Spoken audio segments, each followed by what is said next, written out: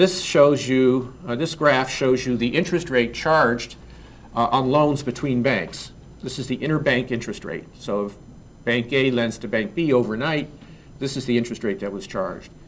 Now, normally the overnight interest rate between banks is extremely low, way less than 1%, because banks, they need some place to park their money overnight, and they have a lot of confidence that it's safe to lend to another large bank overnight.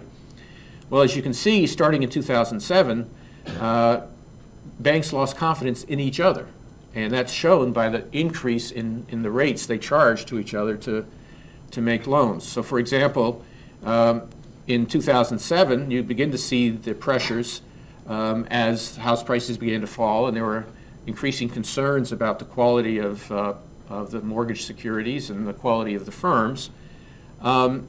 In March of 2008, you can see another little peak there, which is around Bear Stearns, and that was it doesn't look like much, I guess, in comparison, but that was a pretty tough period. It was a period of quite sharp movements in financial markets and in funding markets. Now look what happened when Bear Stearns happened.